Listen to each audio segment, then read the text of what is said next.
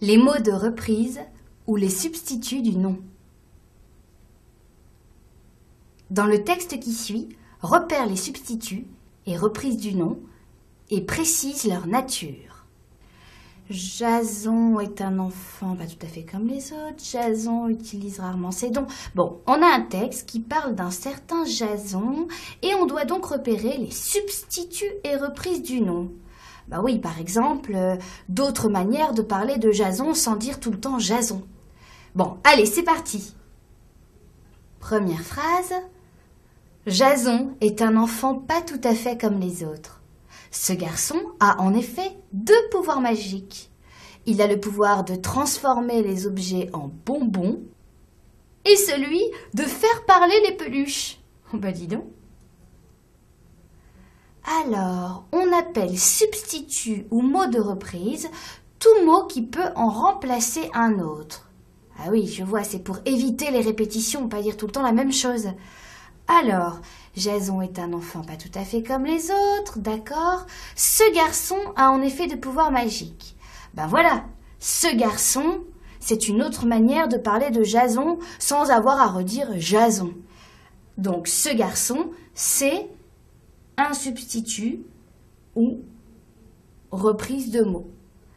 Et qu'est-ce que c'est ce garçon? Ben, c'est un nom, garçon, accompagné d'un déterminant, donc c'est un groupe nominal. Ce garçon a en effet 2 pouvoirs magiques.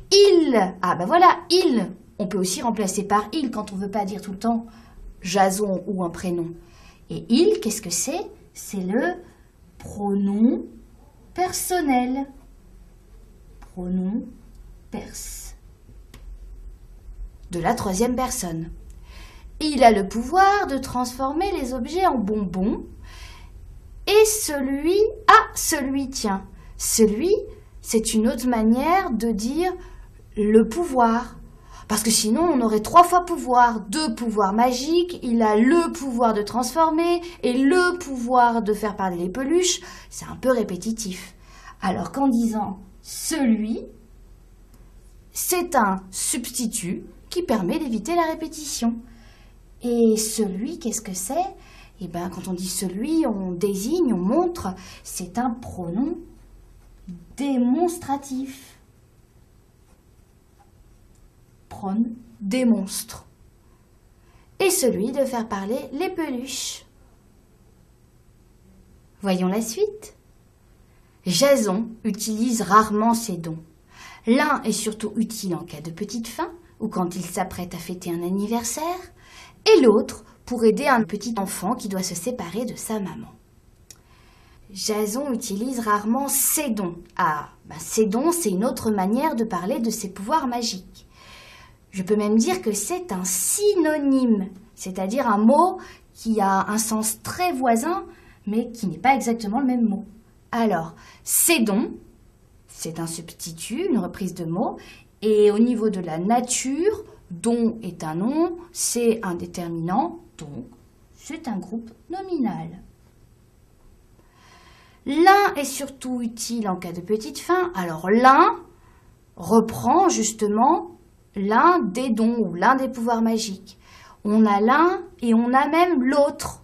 Le premier, le deuxième, on aurait pu dire aussi. Tout ça, ce sont aussi des substituts ou reprises de noms. L'un et l'autre.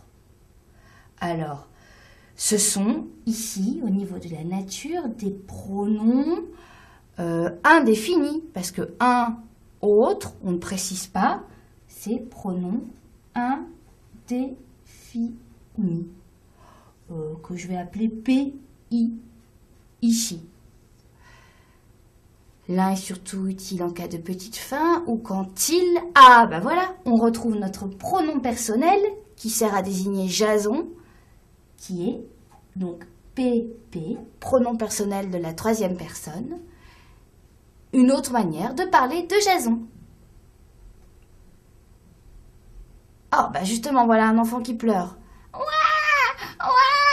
ouah, ouah. Et il a une peluche qui parle, qu'est-ce qu'il lui dit?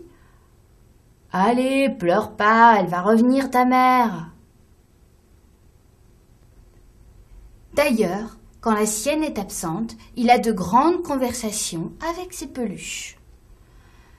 Quand la sienne est absente, la sienne, on parle des mamans. C'est une manière de redire maman sans nommer le mot maman. Donc c'est un substitut, une reprise de mots.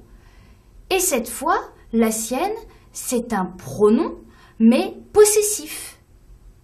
La sienne à lui. Donc pos pour pronom possessif. Quand la sienne est absente, il a. On retrouve notre pronom personnel, Pépé, de la troisième personne, pour parler de Jason. Il a de grandes conversations avec ses peluches. Oh, bla bla bla bla bla bla bla bla bla. Eh ben, ça doit être un sacré concert dans la chambre de Jason quand sa mère est pas là. Allez, à bientôt!